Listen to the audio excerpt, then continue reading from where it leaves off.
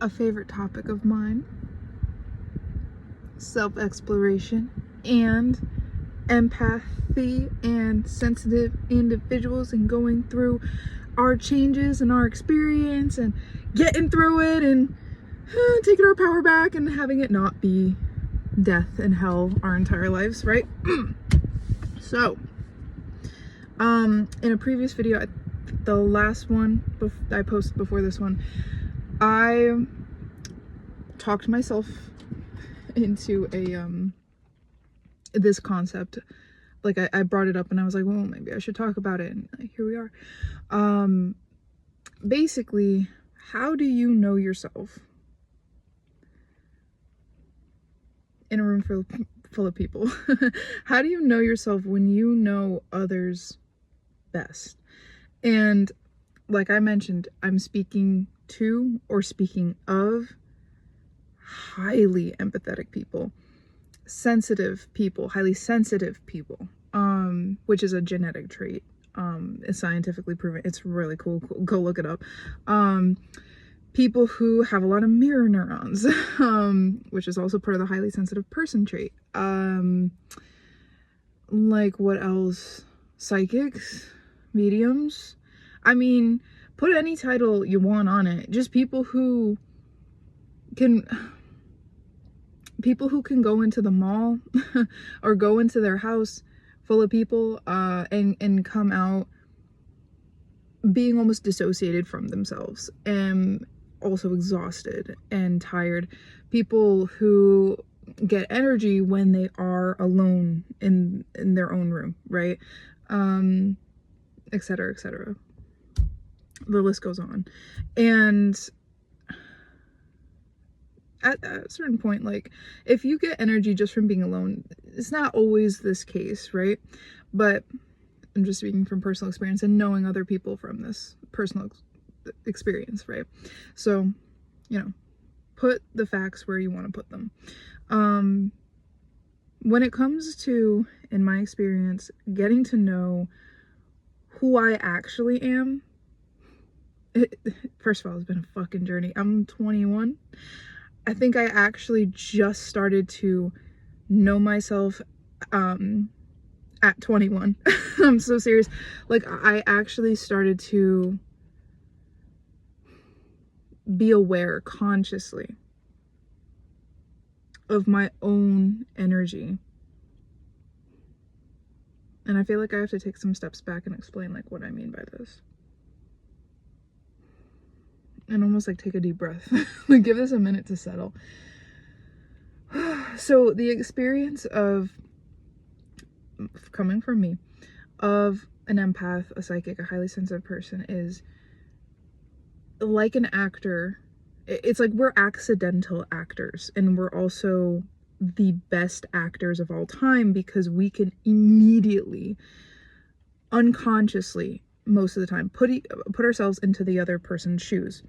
But it's not just their shoes, it's their shirt, their underwear, their headband, their freaking t-shirt, like pants, everything. Like, we become that person. And there's this, like, I don't even know if there's a title for it. I'm sure there's like a mental diagnosis or like an experience that people have had entitled, but you basically, if you're not taught from a young age or told from a young age by a therapist or by a parent that you are a highly sensitive person and that you just do this unconsciously, you just feel people so intensely that you become them, right? You will literally never know who you are. And that sounds really weird. I'm going to use the example I used in the last video. Just like how we can, just like if we never grew up with mirrors, we would never know what the hell we actually look like, right? Speaking to that Divergent movie, where there literally was a faction of people who literally could not look at themselves until a certain age, right? They did not know what they looked like. And so, why am I, holy hell, hold on. I don't cut my videos, so enjoy that. But basically, like, they never know what they look like, and their whole reality, everything that they know is based off of what they can see from the outside. Now, that's basically the experience of a feeler, right? Except instead of it being visual, it's nervous system based, it's emotion based. So I'm gonna break it down. So basically, if you grow up in a household, somebody has let's say back pain, or somebody has a certain habit, say biting your nails, or even like smoking or something like that, like just like animals can pick up on mannerisms of their humans and of the people in the house, get illnesses or similar illnesses to the people in the house, so can highly sensitive people, because it's like oh my god, they will just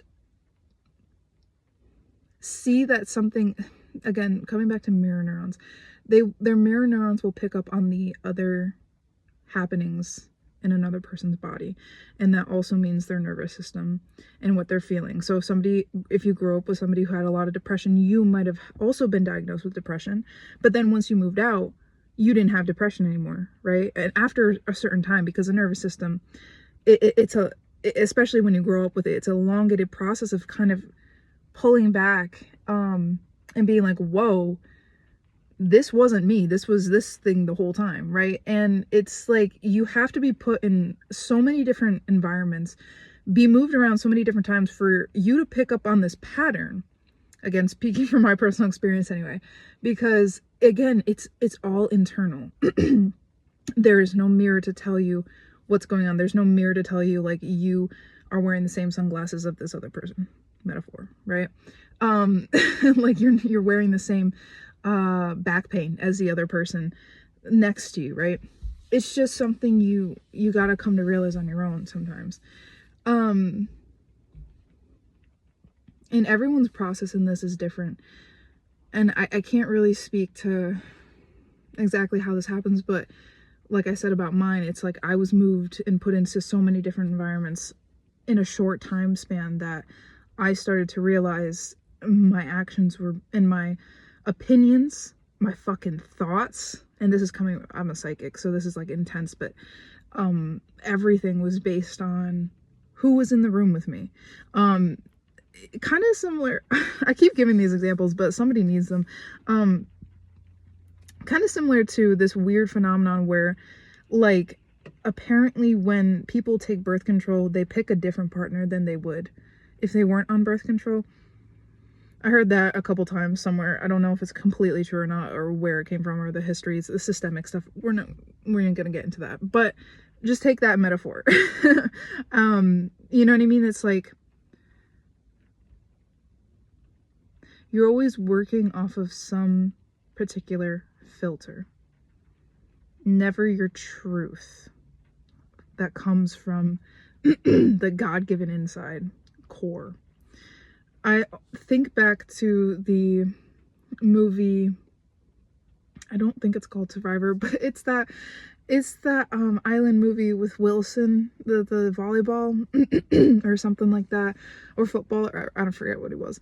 But it's like when you get put into isolation, whether self-induced or not, that is really when you come to yourself, right? I feel like nature is a really good example, because trees and the energy of trees, they're different enough from human beings that, like, you can feel a tree, but you're not gonna become the tree. You know what I mean? Sometimes you can, but if you did, I feel like you would be able to tell the difference between your real thoughts and tree thoughts, because, like, why would you be thinking that? Why would you be feeling this? Like, this isn't a very, it's so different.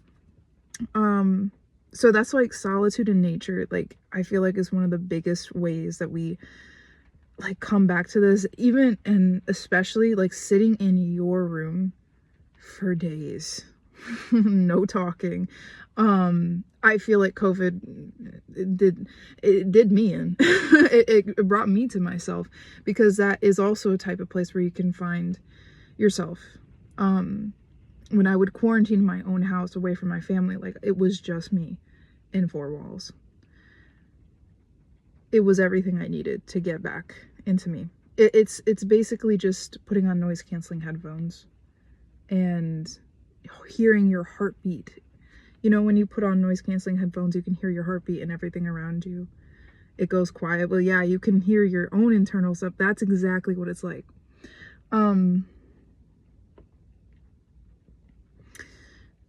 What does this core feel like?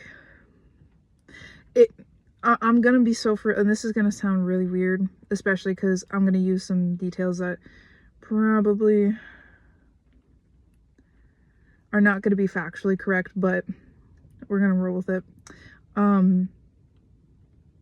It almost feels like low-key something inside you is waking up, but you don't know what that thing is. You know what I mean? You have no relationship with that entity that is waking up inside you. And it's fucking weird. It's like, as a person like this, right? Being so many people. Hold on. My diaphragm is imploding on me. Okay, so when you're so many people and so many different faces for so long, you get used to chameleonizing, right? And changing out masks all the time. Faces all the time. And so the same thing when you look into the mirror for the first time, it's like you literally have a dissociative state and perspective of what you're looking at in the mirror. Like, similar how like you've never seen an animal like that before in your life. It's like looking at an alien that just came down to earth. It's like, I don't know. You know, you go back to infancy when your parents were showing you a mirror in infancy. You know what I mean? And you're learning your face. It's weird, and this is the thing that isn't going to be factually correct, but it's the best wording I have to describe it. It feels like you form a new personality, but because you're so dissociated from it, it feels like what people have inaccurately described as multiple personality, you know, etc.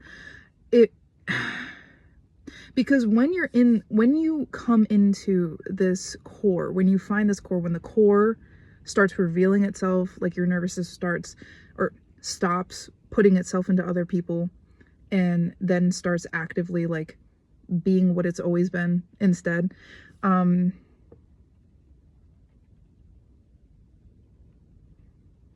It's kind of like postural reconstruction. So say like your whole life, you've always had feet. You've had feet your whole life. That hasn't changed, right? But the way you've walked on your feet, you've always like walked, I have to use medical terms to explain this, and not everybody gets it. Like, you've always like rolled your foot inward when you walk. That's the best way I can explain it. But then you realize, wait, I don't like this. I'm gonna start walking on all four corners of my feet instead. It's like the foot never leaves. The core has always been there. It's just like you didn't know that you could exist and have it like this at the same time. I hope that makes sense. You didn't know that it was okay. The nervous system didn't know it was okay to exist like this until now. Okay. That was a big shit I just emptied out my mouth. Okay, so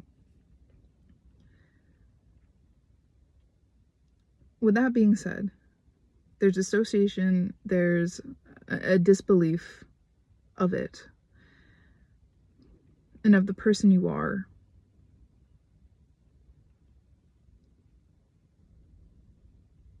But there's also this like undeniable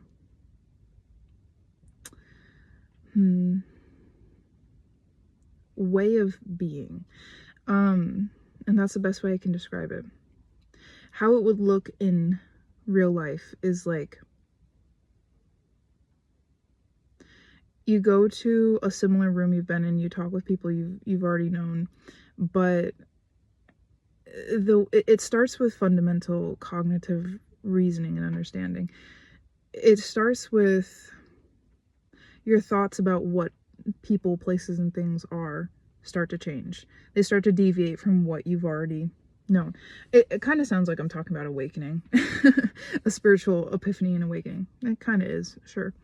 And then it's after the thoughts kind of ferment themselves, that's when your actions start to change and to correlate with those thoughts, right? And these thoughts are coming from the core. It's almost like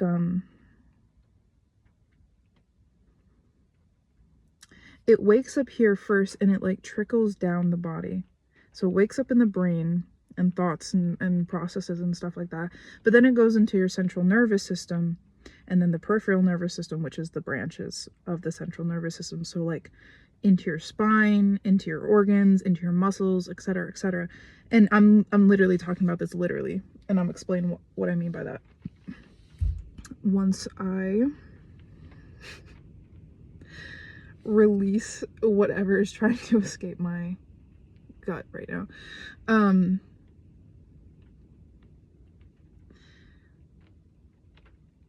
It's not gonna come out. Okay.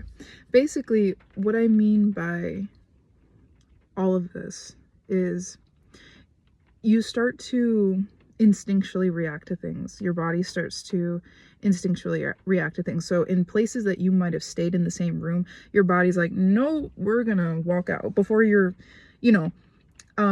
it's like your subconscious controls your movements. It's like you will run out the room for something you wouldn't have run out the room for in previous. And that's your core kind of coming into your full body, coming into the actions.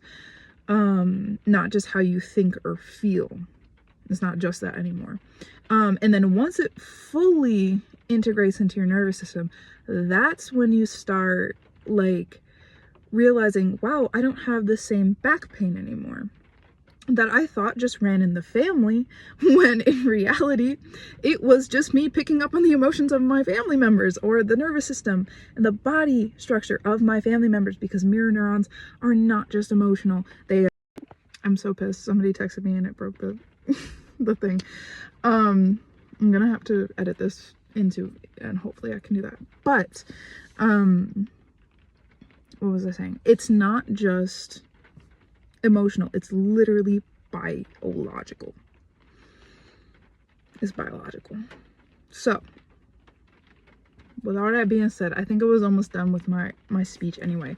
That is what I would describe. It's like the process and the experience of kind of coming into your core and removing yourself from being immersed in other people, enmeshed in other people. But the cool thing about this is you never lose your sensitivity. You never lose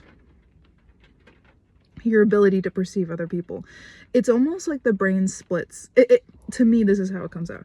It's like I have this side of me that is my core. I have this side that is like perceiving everybody else, perceiving everybody's emotions, perceiving all of my emotions, perceiving everybody else's emotions. And it literally, like, I can feel flips in between the two sometimes. So if I notice that there's more literal electrical current going through my musculature in my forehead, right around here, and it just happens to be on like perceiving people side, I will be able to be like, okay, how the fuck am I acting right now? Like, is this really true to myself? I'll flip back over to the true me over here, and kind of compare the two, compare and contrast how things feel. It's weird. I want this to be studied because it literally is like a brainwave flick on, flip off, like going from theta brainwaves to delta, but they're not the delta theta. It's like a completely different thing. I have a psychologist friend that watches me. I hope you're getting as excited about this as I am, because me too, bro. Anyway, so with that being said, that's how it shows up for me. I don't think it'll show up like that for other people, for everybody, like the perception like that. But it's like the essence is still the same. Like, you'll notice a change once you shift into your core, once you become aware of it. And in that way, it's almost like you literally can wield your magical powers, your superpowers, which is your sensitivity. And yeah, I think that's about it.